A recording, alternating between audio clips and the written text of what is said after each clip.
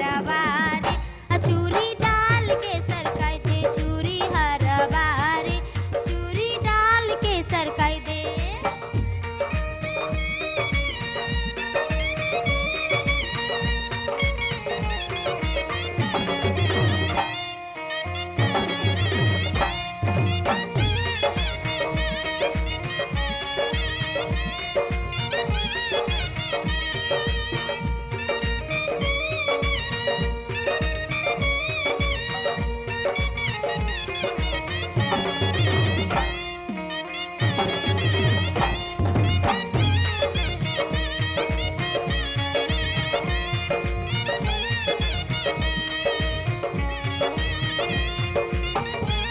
चूड़ी हरबारे चूड़ी डाल के सरकाई दे चूड़ी हरबारे चूड़ी डाल के सरकाई दे चूड़ी हरबारे चूड़ी डाल के सरकाई दे मेरे भाई भैया जी सरकाई दे मेरे भाई भैया जी इस समय में अपने बांगला पे अच्छा से चांद का बांसुरी बजेगा क्यों नहीं और दरबारी के लेकर के चले जाओ अपने पारा सखारा का पास और वहां पलटन को तैयारी करना है सबको लड़ा करके मजबूत बनाना है क्यों नहीं भैया जी हो चमका बसुरिया सहोदरा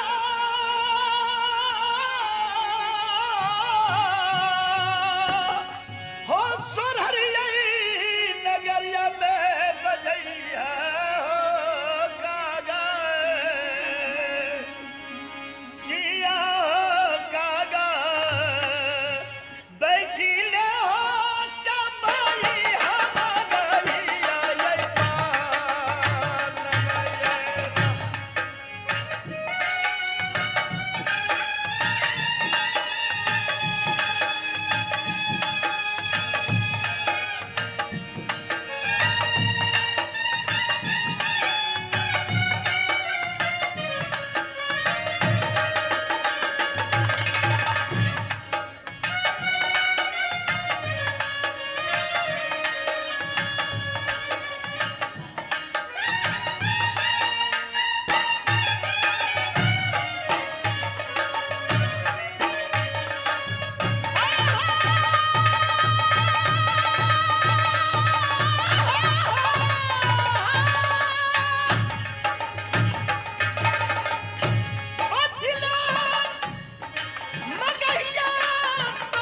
क्यों नहीं मेरे भाई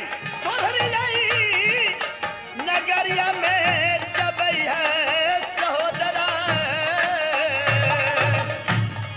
किया हो दुलरुआ बैठी ले हो जबई हम गइया ये पान लगेरा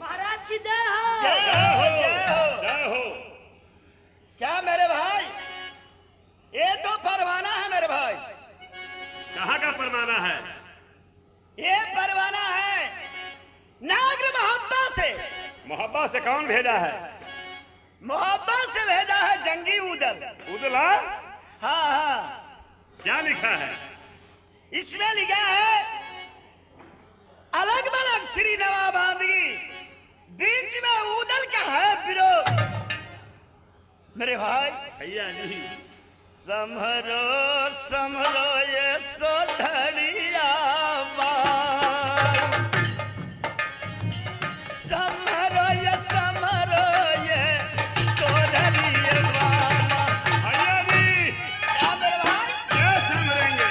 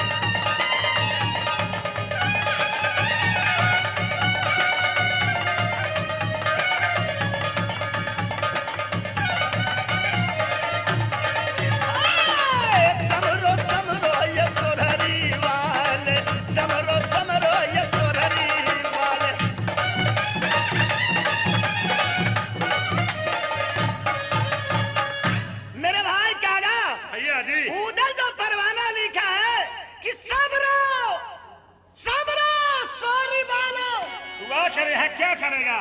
कागा झगड़ू, ये परवाना जो है ना, फाड़ करके बीग दो। इससे कुछ नहीं होने वाला है ना? इसका बुढ़ा गोलास बरगद में हिलता है, उसका बेटा क्या करेगा?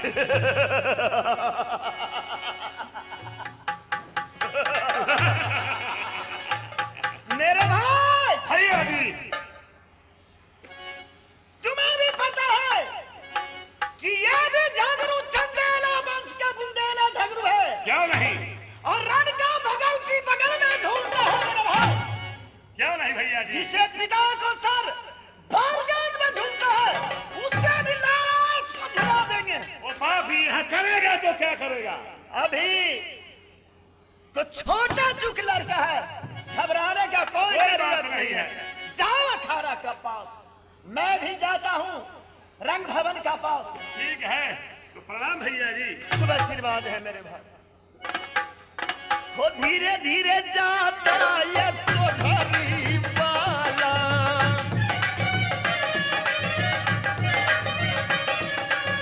धीरे धीरे चलता गंभीरे दिन चलता है। भैया ये सुन भैया देश के लोग, जाता झगड़ू ये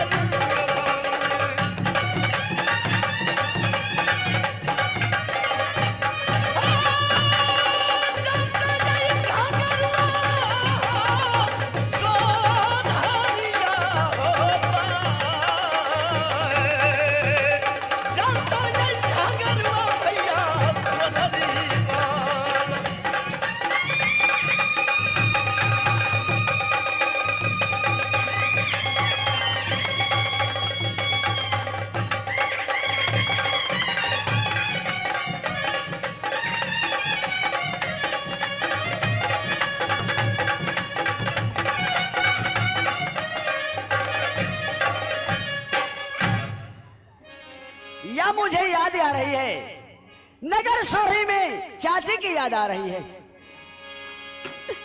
ये पहले सुमोरी गे दीदी मैया कालिका के, या मेरी माँ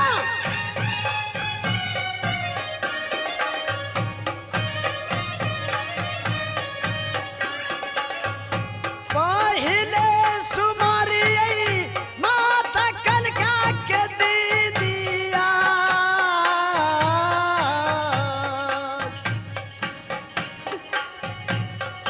लौटो जागदम मागे दीदी मैहर वाली।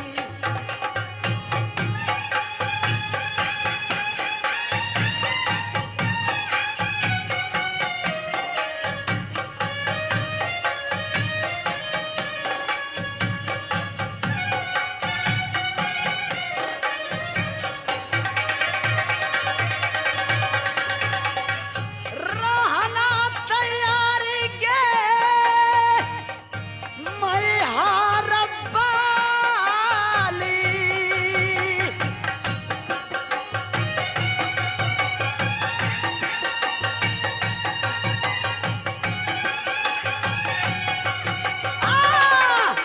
माता तोरी चरण के कमाल, हाय मोर दीदी गे मैहर वाली।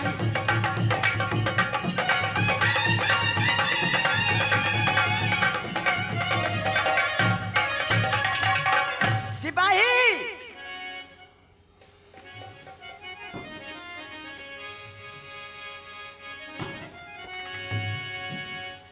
प्रणाम रानी साहब। खुशी रहो सिपाही, मुझे याद आ रही है चाची देवला की। भैया झगड़ू नगर सोहरी से कैसे निकाल दिया भैया जी चाची देवला के। चाचा जासर को सिर काट के नगर सोहरी में रख लिए।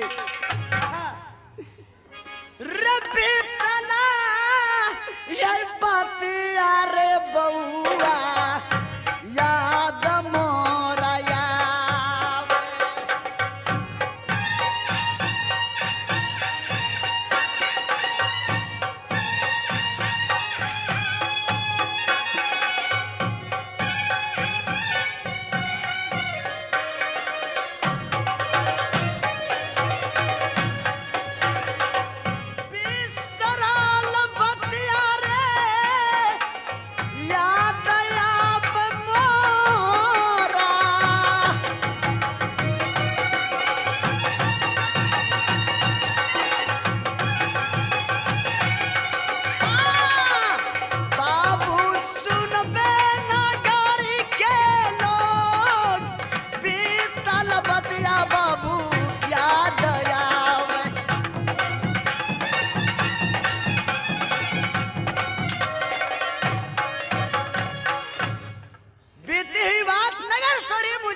आ रही है, मगर सिपाही कहिए। जाके हर केसर के बुला के लाओ। ठीक है, अब बैठिए, हम अभी जा रहे हैं। जल्दी बुला के लाओ।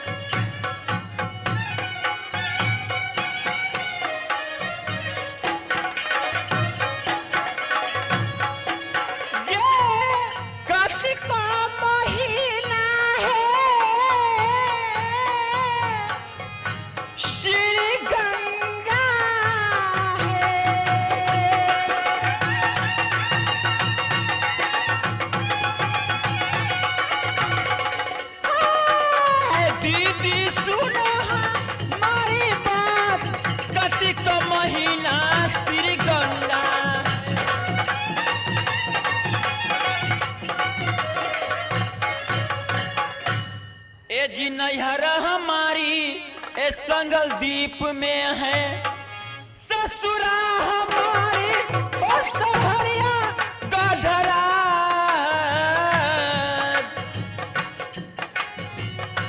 ससुरा हमारी ये नगर सोहरी में।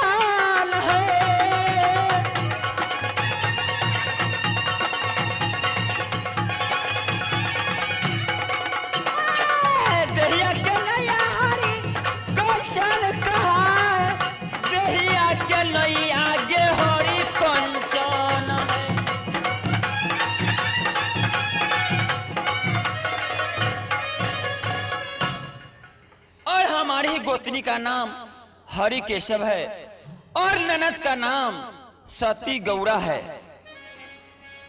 सिपाही रे आओ मिलाना रे भवन के रे मिलाना पास और दुलारुआ रे शीश भवनों में।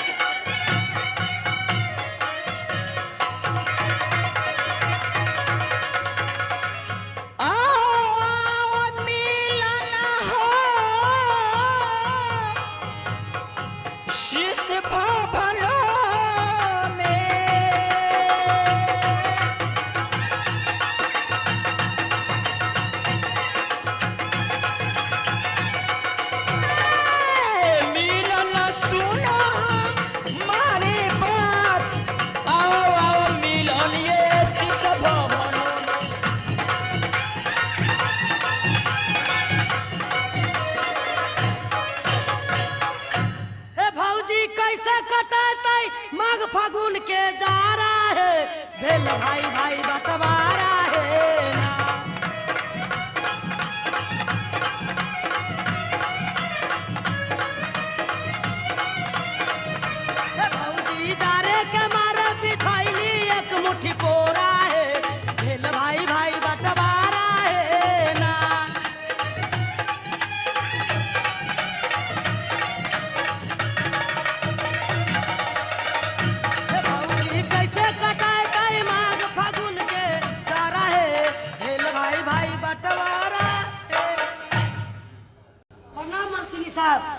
खुश रहो सिपाही। ये बताओ कहाँ रहते हो? हम तो रहते हैं महारानी साहब अपने ड्यूटी पर। कभी महाराज को बंगले पर आते हैं तो कभी आपको भवन के पास आते हैं।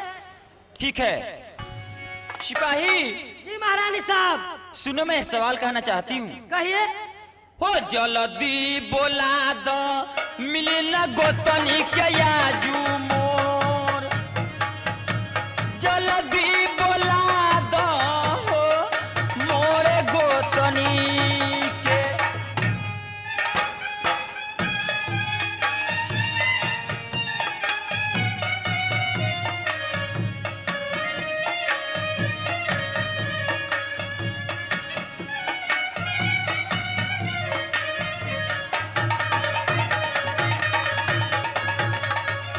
जल्दी बोला दो मोरे गोतनी के।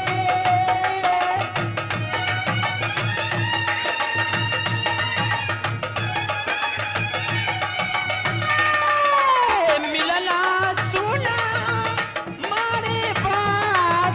जल्दी बोला दो मोरे गोतनी के।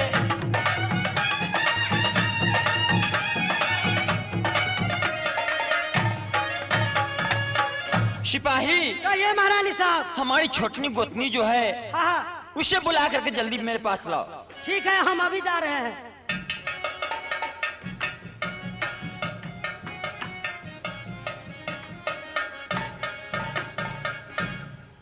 देवी मैया तोहरी गे चरण के कमाल।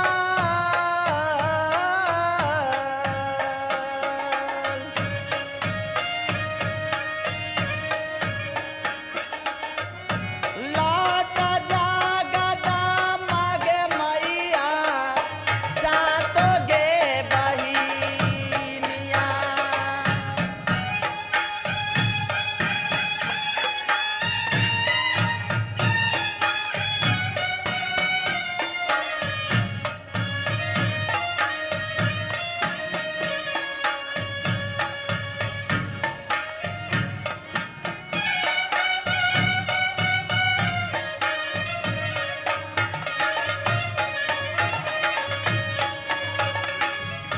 मैया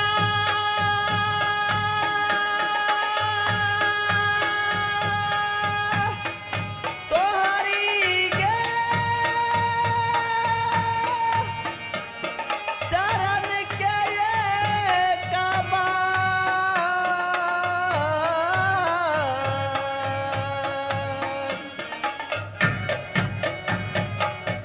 लौट जागत मगे मैया सातो गे बहिनिया।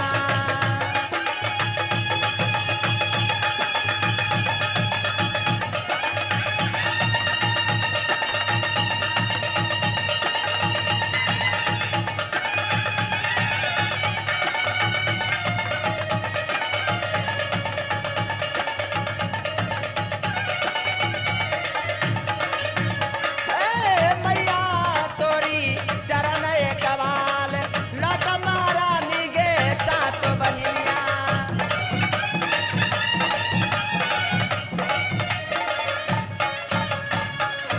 ए जी नैहर हमारी चांद्र गृह है।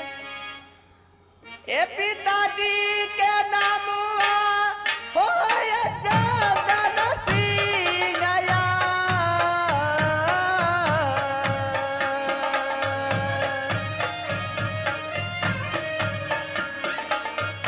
पिताजी के नाम आए भैया चंदन सिंह है।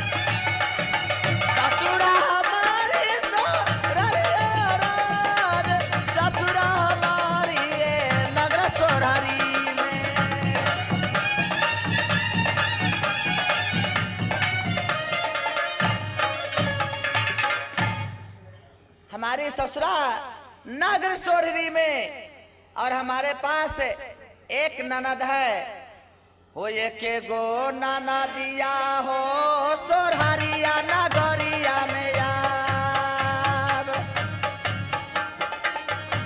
एक गो नाना दिया हो लागे नागरा सोरहरी में।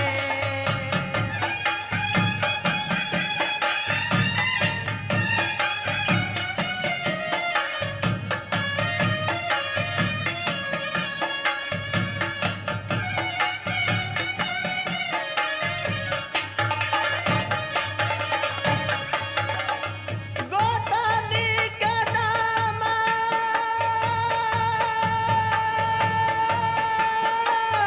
हरि का जान है।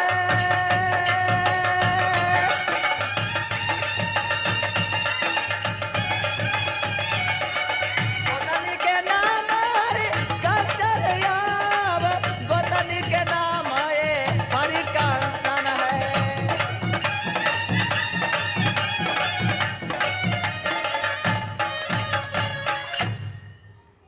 अरे सामो खेले गेली आई हो भैया की डालिया भागी गल कैको।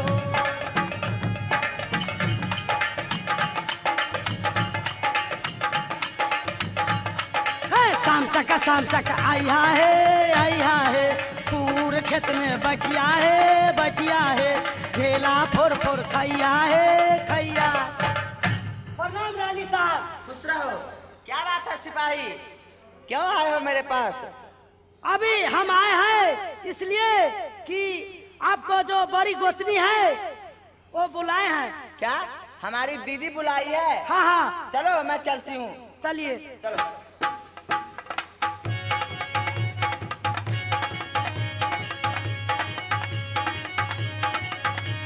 दीदी प्रणाम। खुश रहो मेरी गुतनी। कहिए दीदी क्या बात है, आप मुझे क्यों बुलाई हैं? हे कहियो कुशलिया गोतनी देहिया के आजुमो, कहियो कुशलिया है अपने भवनों के।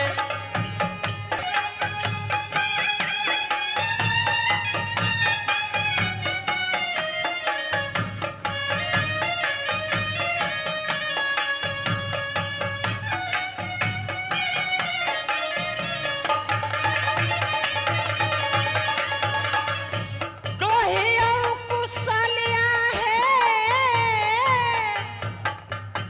अपने भवनों के।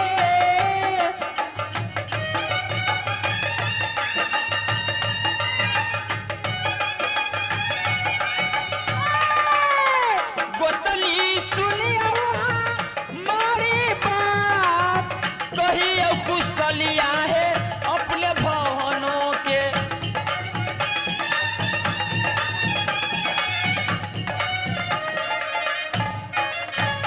दीदी मैं ठीक हूँ और भवन के भी हाल चाल ठीक है। दीदी एक बात कहूँ, क्या? अपनी जो ननद है ना गौड़ा, उसे बुलवाइए ना। ठीक है चलो महल के पास। ए सुनो सिपाही, कहिए महारानी साहब। जाओ हमारी ननद गौड़ा को बुला के ले आओ। ठीक है हम अभी बुला कर ले आते हैं। जाओ।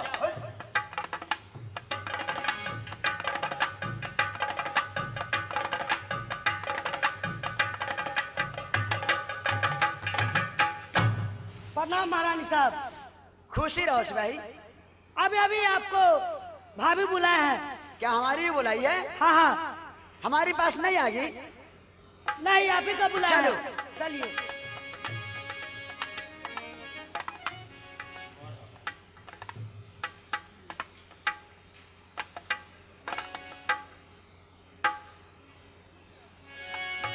प्रणाम भाभी। खुश रहो ननद। ई बतावा काहे का बुलैला? एक जरूरी बात है भाभी, याद मैं बस कहती हूँ भाभी। ठीक है सुनावा।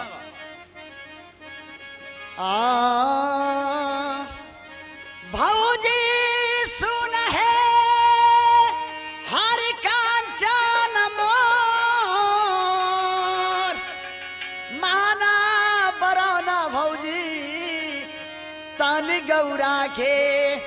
अच्छा हे मेला लगा है गंगा जी में। क्या मेला लगा हुआ है? हम है जैती या गंगा है जी के धार कर या सलनमा है भौजी जैती गंगा में।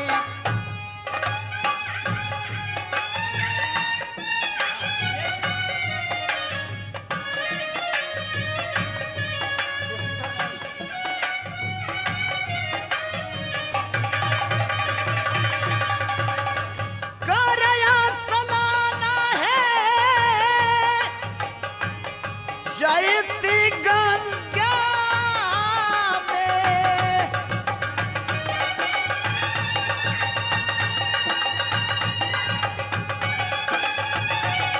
हाय!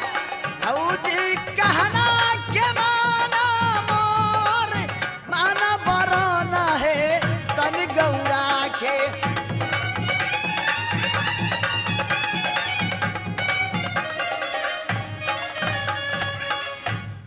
की ऑर्डर दे